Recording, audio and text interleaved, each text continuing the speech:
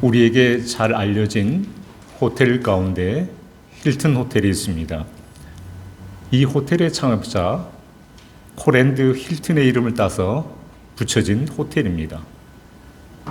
힐튼이 호텔 왕이라는 칭호를 얻기까지 수많은 고난과 역경이 있었습니다. 그럼에도 불구하고 그가 이 모든 역경과 고난을 이겨내고 다시 시작해서 성공을 이룰 수 있었던 것은 어린 시절부터 그의 어머니가 들려주었던 말씀 때문이었습니다. 어린 시절 그는 어머니로부터 이런 말을 듣고 자라납니다. 얘야, 앞으로 내게 어떤 일이 닥쳐오더라도 결코 실망하지 말아라. 오직 하나님께 아뢰라. 그분께서 내게 힘과 용기를 주실 것이다. 힐튼은 어렸을 때는 이 어머니의 말뜻을 잘 이해하지 못했다고 합니다. 그러나 그의 마음 한구석에 이 말을 간직하였고 훗날 다음과 같이 고백을 했습니다. 어린 시절 나는 어머니의 말씀을 그냥 흘려버리기가 일쑤였습니다. 그러나 호텔이 빚더미에 올랐고 직원들의 월급조차 줄 수가 없어서 심히 낙심하고 있을 때 그 옛날 어머니의 말씀이 나를 사로잡아서 하나님 앞으로 나아가게 해주었습니다. 결국 나는 힘과 용기를 주시는 하나님으로 인해 다시 시작할 수 있었고 호텔 왕이라는 칭호를 얻게 되었습니다라고 고백을 하게 됩니다. 그렇습니다, 여러분. 우리 모두도 하나님의 자녀로 택함을 받았고 하나님의 일꾼으로 부름을 받았지만 우리에게도 실패와 좌절될 때가 있습니다. 그때 우리는 어떻게 해야 다시 시작하는 사람들이 될 수 있을까요? 먼저 모든 일을 하나님의 관점으로 바라볼 수 있어야 합니다.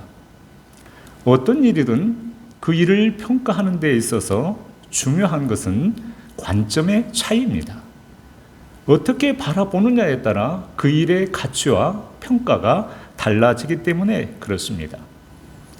하나님의 일을 행하는 우리 그리스도인들에게 있어서는 하나님의 구속사의 한 시점을 살아가는 우리들에게 있어서는 믿지 않는 자들처럼 세상의 관점으로 바라보는 것이 아니라 기독교적인 세계관으로 바라보는 게 중요합니다. 자신의 관점이 아니라 하나님의 관점으로 바라볼 수 있어야 합니다. 이러한 관점의 차이에서 오는 결과로서 열왕기상 18장에 소개되는 엘리야와 19장에 소개되는 엘리야의 이야기는 우리에게 적잖은 충격을 가져다 주고 있습니다. 그러나 하나님께서는 엘리야가 다시 시작하는 사람이 될 수 있도록 그에게 근본적인 질문과 새로운 사명을 부여해 주고 있는 것이 오늘 본문의 말씀입니다.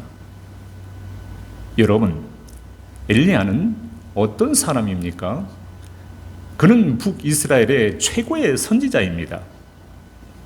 갈멜산에서 이방 선지자 850대 1로 싸워서 영적인 승리를 거둔 사람입니다. 하나님께서는 엘리야를 통해 불로도 역사하셨고 물로도 역사하셔서 이스라엘 백성들에게 하나님의 영광을 바라보게 하셨습니다. 엘리야야말로 하나님의 권능과 이적을 나타내는 참으로 대단한 사람이었습니다. 그런데 그런 그가 이세벨 왕후가 자신을 죽이겠다는 그 말 한마디에 자기 목숨을 위하여 도망하는 신세가 되고 말았습니다. 참으로 이해하기 어려운 반전이 일어나고 있습니다. 19장 3절과 4절 말씀 보시도록 하겠습니다. 그가 이 형편을 보고 일어나 자기의 생명을 위해 도망하여 유다에 속한 브엘세바에 이르러 자기의 사원을 그곳에 머물게 하고 자기 자신은 광야로 들어가 하룻기쯤 가서 한 노뎀나무 아래 앉아서 자기가 죽기를 원하여 이르되 여호와여 넉넉하오니 지금 내 생명을 거두시옵소서. 나는 내 조상들보다 낫지 못하니이다 하고. 엘리야는 그가 있었던 이스라엘에서 출발하여 국토의 최남단인 브엘세바 지역까지 도망하게 됩니다. 그리고 하루끼쯤 광야로 들어가서 노뎀나무 아래에서 이제 하나님께 자기 생명을 거두어 달라고 이렇게 말하고 있습니다. 그때 하나님께서는 천사를 보내서 엘리야를 어루만져 주시고 또 먹을 것을 공급하여 힘을 얻게 하고 하나님의 산 호렙에 이르게 합니다. 여기서 호렙은 모세가 하나님으로부터 십계명을 받은 시내산을 가리키고 있습니다. 그래서 오늘 본문의 시작은 심한 좌절과 시리에 빠져서 동굴 속에 숨어 있는 엘리야에게 하나님께서 엘리야야 내가 어찌하여 여기 있느냐라는 질문으로 시작하고 있습니다. 9절 말씀 보시겠습니다.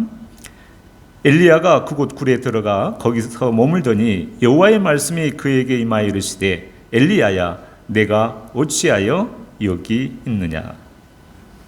내가 어찌하여 여기 있느냐. 물론 하나님께서 엘리야가 이곳까지 온 이유를 몰라서 물어본 말은 아닙니다. 그런데 엘리야가 이렇게 대답하고 있습니다. 10절 말씀입니다.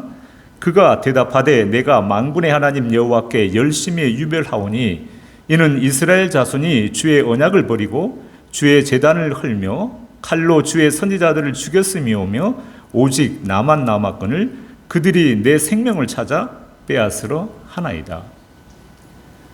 지금 엘리야는 하나님께 변명을 하고 있습니다. 그가 여기까지 도망온 것에 대한 이유를 하나님께 말하고 있습니다. 그러면서 네 가지를 얘기하게 되는데 앞에 세 가지는 하나님과 관계되는 그러한 내용입니다. 이는 이스라엘 자손이 주의 언약을 버리고 이렇게 말씀하고 있습니다. 하나님과 이스라엘 백성들이 맺은 언약은 오직 여호와 하나님만 섬겨야 했습니다. 그럼에도 불구하고 이스라엘 백성들은 바알 선지자와 다른 이방 선지자들을 이방 신들을 섬기고 있었기 때문에 주의 언약이 파괴되었다라고 말하는 것입니다. 그리고 하나님의 제단을 회파했고 하나님의 선지자들을 죽였습니다. 이 세 가지는 하나님과 관계되는 것입니다. 그런데 마지막 그들이 오직 나만 남았거늘 그들이 내 생명을 찾아 빼앗으려 하나이다. 이 말씀은 바로 엘리야와 관계되는 것이었습니다. 그런데 하나님과 관계되는 것은 엘리야가 하나님의 관점으로 바라보았기 때문에 바른 것이었습니다. 그러나 자신의 관계되는 것은 자신의 관점으로 바라보았기 때문에 옳은 말이 아니었습니다. 왜냐하면 엘리야 외에 하나님께서는 100명의 하나님의 선지자들을 남겨두셨고 바알에게 무릎을 꿇지 않는 7,000명을 남겨두셨기 때문에 그렇습니다. 열왕기상 18장 4절 말씀 보시도록 하겠습니다. 이세벨이 여호와의 선지자를 멸할 때에 오바다가 선지자 100명을 가지고 50명씩 굴에 숨기고 떡과 물을 먹였더라. 아합 왕의 국내 대신이었던 경건한 오바다가 바로 100명의 하나님의 선지자를 숨겨 두었던 것입니다.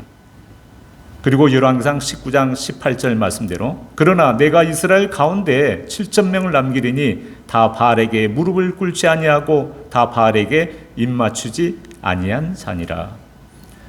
하나님께서 7,000명을 바알에게 무릎 꿇지 않는 7,000명을 남겨두었던 것입니다. 그러나 엘리야는 자신의 관점으로 자기의 관계되는 것만을 생각했고 그 관점으로 바라보았기 때문에 이 사실을 기억하지 못했던 것입니다. 또한 이와 같은 말은 하나님을 원망하는 말이기도 합니다. 내가 만군의 하나님 여호와께 열심히 유별하오니, 개역성경에는 열심히 특심하오니 이렇게 되어져 있습니다. 여기에서 열심과 유별에 해당하는 히브리어는 카나인데 모두 질투하다라는 의미를 가지고 있습니다. 엘리야는 우상 숭배를 온전히 멸하는데 열심을 가지고 있었습니다. 엘리야는 하나님을 사랑하는데 뜨거운 그러한 마음을 갖고 있었습니다. 그런데 이에 반하는 아합과 이스라엘 백성들을 향해서 엘리야는 질투하고 또 질투했다라는 의미입니다. 그래서 그는 분개할 수밖에 없었던 것입니다. 그런데 지금의 결과는 무엇입니까 하고 하나님께 항변하고 있습니다. 따지고 있습니다. 그만 엘리야 자신의 본심을 드러내고 말았습니다. 하나님, 저는 다른 사람과 다른 사람입니다. 저는 보통 사람이 아닙니다. 저는 주님의 일이라면 제 생명을 내놓고서도 주의 일에 헌신했던 사람입니다. 그런데 백성들의 마음은 변화되지 않고 오히려 그들이 내 생명을 빼앗으려고 하고 있다는 것입니다. 여러분, 엘리야가 왜 이와 같이 반응했겠습니까? 그것은 바로 자신의 관점에서 당시의 상황을 바라보았기 때문입니다. 3절 상반절 말씀을 다시 한번 보시겠습니다. 그가 이 형편을 보고 일어나 자기의 생명을 위해 도망하여, 자기의 관점에서 모든 것을 보았기 때문에 도망할 수밖에 없었던 것입니다. 만약 엘리야가 이 상황에서도 이전과 마찬가지로 하나님을 전적으로 신뢰하며 하나님의 관점으로 바라보았다 한다면 그는 이 자리를 피하지 말았어야 했습니다. 아무리 사악하고 잔혹한 이세벨이라 하더라도 그와 정면 대결을 했어야 했습니다. 그가 처한 상황이 어떠했더라도 하나님의 보호를 확신했어야 했습니다. 그의 생각대로 일이 되어지지 않았다 하더라도 하나님의 주권을 인정했어야만 했습니다. 이것이 바로 하나님의 관점으로 바라보는 시각입니다. 그런데 여러분, 우리들은 어떻습니까? 우리들도 현재의 환경 때문에 내가 바라는 일이 제대로 되지 않았을 때에 특별히 이 일은 내 일이 아니고 주님의 일이라고 생각하고 열심을 다했는데 결과가 그리 좋지 않았을 때 우리들도 깊은 좌절과 시리에 빠진 적은 없으십니까? 오늘 엘리야의 모습은 우리 인간이 어떤 상황에 따라 얼마나 생각이 자주 바뀌어지며 이렇게 나약해질 수 있는가를 우리들에게 보여주고 있습니다. 이것은 앞에서 말씀드린 것처럼 자기 관점에 따라 판단했기 때문에 오는 부작용입니다. 그래서 우리는 모든 일을 하나님의 관점으로 바라볼 수 있어야 합니다. 우리 성도님들의 시각이 자신의 관점에서 하나님의 관점으로 바뀌어져서 지혜로운 시야가 열려질 수 있기를 간절히 원합니다. 그리하여 내가 어떤 상황 가운데 처한다 하더라도 하나님의 관점으로 바라보고 주님을 바라보면서 다시 시작할 수 있는 저와 우리 성도님들이 되어질 수 있기를 주님의 이름으로 축복드립니다. 두 번째로 다시 시작하기 위해서는 점검을 잘 해야 합니다. 기계나 어떤 물건이 고장이 나게 되면 수리를 하기 전에 먼저 원인이 어디에 있는지를 살펴보고 수리를 하기 시작하게 됩니다. 제가 한국에 있을 때 교회를 개척한 적이 있습니다. 교회 옥상에는 큰 네온 사인이 간판이 있었습니다. 그런데 건물이 오래돼서 그런지 비만 오고 나면 가끔씩 그 간판 네온에 불이 들어오지 않는 겁니다. 그래서 그때마다 간판 가게에 연락해서 그 사장님이 간판을 고치러 오게 되는데 제가 유심히 보니까 그분이 와서 저는 간판에 불이 안 들어오기 때문에 먼저 간판이 있는 옥상으로 올라갈 줄 알았습니다. 그런데 그 사장님은 옥상으로 먼저 올라가는 것이 아니라 스위치가 있는 3층 사택에 가서 계기판을 갖고 어디에서 고장이 났는 것을 먼저 점검을 하는 겁니다. 그런 다음에야 비로소 옥상에 가서 그 간판에 손을 대니까 불이 들어오게 되는 걸 볼 수 있었습니다. 그렇습니다. 점검이 먼저입니다. 점검이 중요합니다. 이때 저는 어떤 문제가 발생했을 때 그 문제를 해결하기 위해서는 바로 원인을 먼저 분석하고 난 후에 해결의 방법을 찾아가야 된다는 것을 그 간판 사장님을 통해서 다시 한번 깨달은 적이 있었습니다. 그렇습니다. 우리 그리스도인들은 수시로 우리의 신앙을 점검할 수 있어야 합니다. 또 내게 맡겨진 사명을 돌아볼 수 있어야 될 줄로 믿습니다. 하나님께서는 자기 변명과 원망을 쏟아도는 엘리야에게 이제 그의 소명을 점검하고 계십니다. 너는 나가서 여호와 앞에 산에 서라고 명령하십니다. 11절과 12절 말씀 보시겠습니다. 11절 제가 읽고 12절 우리 성도님들이 읽어주시겠습니다. 여호와께서 이르시되 너는 나가서 여호와 앞에서 산에 서라 하시더니 여호와께서 지나가시는데 여호와 앞에 크고 강한 바람이 산을 가르고 바위를 부수나 바람 가운데 여호와께서 계시지 아니하며 바람 위에 지진이 있으나 지진 가운데에도 여호와께서 계시지 아니하며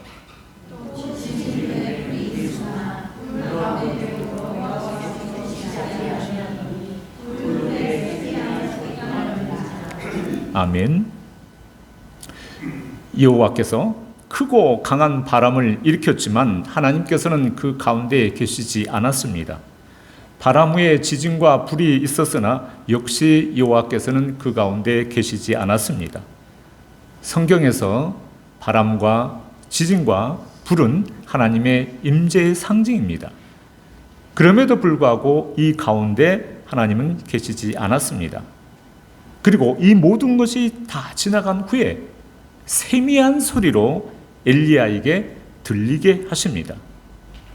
그동안 하나님의 역사가 엘리야를 통해 바람처럼 불처럼 나타나셨다면 이제는 조용하고 세미한 음성으로 임하고 계시는 것을 보여주고 계십니다. 이것은 엘리야의 생각을 바꾸기 위한 하나님의 의도가 들어있는 것으로도 볼 수 있습니다. 사실 엘리야는 그동안 하나님의 놀라운 이적과 권능을 행함으로 말미암아서 한순간에 우상 숭배를 척결하고 백성들을 변화시킬 수 있다라고 생각했을 것입니다. 그러나 사람들은 곧바로 마음을 돌이키지 않았습니다. 그래서 하나님께서는 사람을 변화시키는 것은 외적인 이적도 아니고 표징이 아니라 하나님의 말씀임을 알게 하신 것입니다.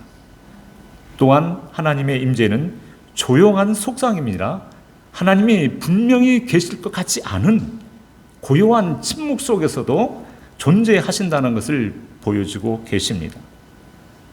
그리고 하나님께서는 두 번째 똑같은 질문을 13절에 다시 하고 계십니다. 사실 하나님께서 엘리야에게 하나님 앞에 서게 하신 것이나 내가 어찌하여 여기에 있느냐라고 질문하신 것은 잠깐 동안 자기 관점으로 말미암아서 자신의 소명과 사명을 잊어버리고 있었던 엘리야에게 그가 있어야 할 자리를 말씀해 주고 있습니다.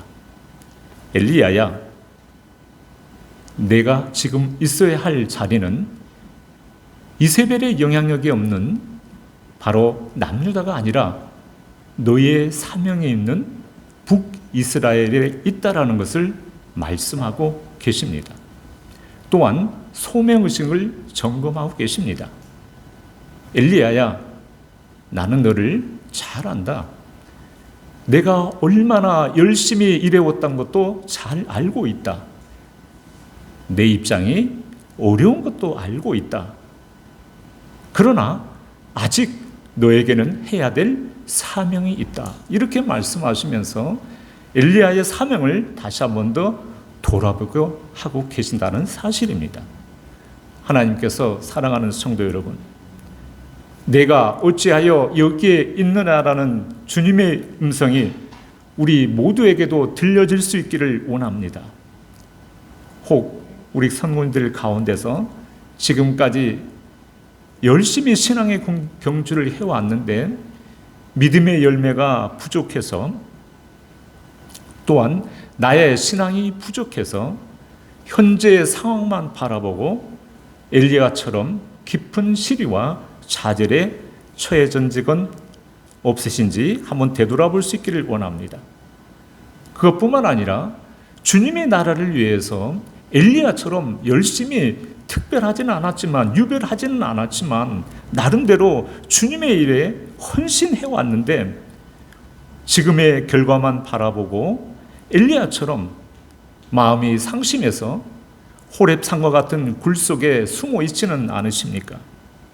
아니면 굴 속에 숨어 있지는 않지만은 주님, 저 이 정도면 되지 않았습니까? 이제 좀 쉬고 싶습니다. 이런 생각이 든 적은 없으십니까? 우리 인간은 본래 연약한 존재이기 때문에 사소한 말 한마디에도 상처를 입기가 참 쉽습니다. 엘리야를 무너뜨리게 한 것은 갈멜산의 싸움이 아니었습니다. 이세벨의 말 한마디였습니다. 그리고 우리는 작은 어려움 그러한 앞에서도 몸과 마음이 지쳐서 쉬고 싶을 새가 있다라는 것입니다. 그리하여 때로는 하나님의 말씀에 순종하지 못하고 마땅히 해야 하는 일임에도 불구하고 그 자리를 피할 때도 있을 줄 모르겠습니다.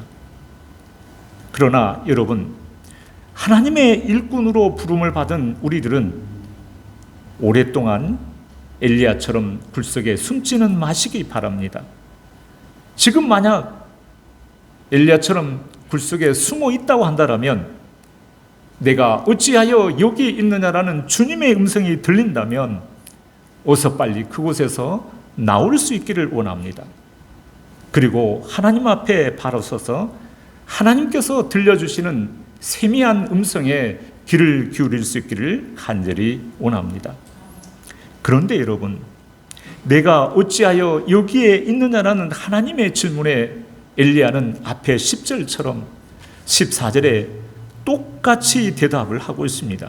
그가 대답하되 내가 만군의 하나님 여호와께 열심히 유별하오니 이는 이스라엘 자손이 주의 언약을 버리고 주의 제단을 헐며 칼로 주의 선지자들을 죽였음이오며 오직 나만 남았거늘 그들이 내 생명을 찾아 빼앗으려 하나이다.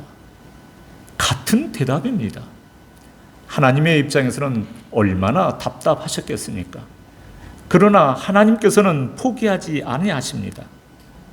엘리야가 다시 시작할 수 있도록 15절에 내 길을 돌이키라는 세 번째 명령을 허락해 주십니다.